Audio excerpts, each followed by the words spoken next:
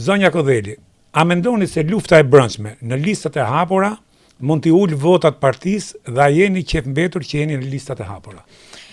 Mirë, po e filloj nga kjo e dyta, ose nga pjesa e fundit e pyetjes tuaj. Jo, nuk jam qef mbetur, do të më kishte mbetur qefi sikur të isha në listat e mbyllura. Sepse nuk e kam konsideruar veten asnjëherë një të privilegjuar.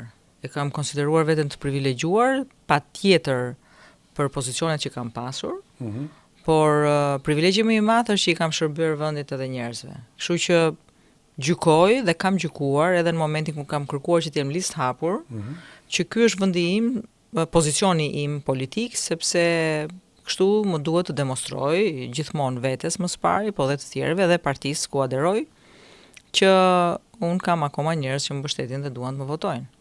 Për arsye nga më të ndryshmet, patjetër.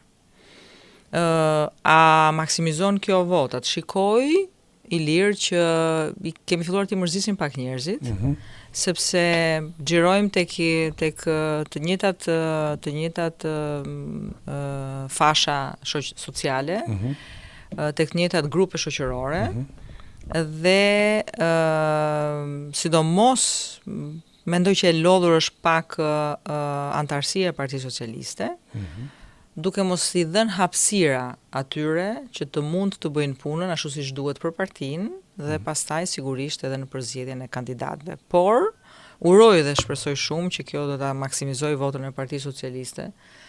Megjithatë kam dyshimet e mia sepse flitet pak për program, edhe shumë e ashpër ose diku e ashpër mbetet lufta brenda llojit.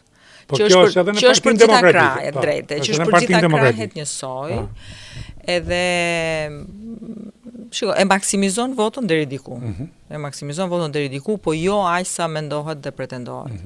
Gjithsesi, gjykoj që në Tiranë ne do të mbërrim të marrim 19 ulse ose karrige si qark.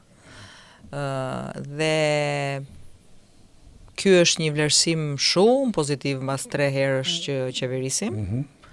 Edhe do të jetë një rezultat pothuajse spektakolar nëse do t'ja mbërrijmë që t'i marrim këto 19 vende.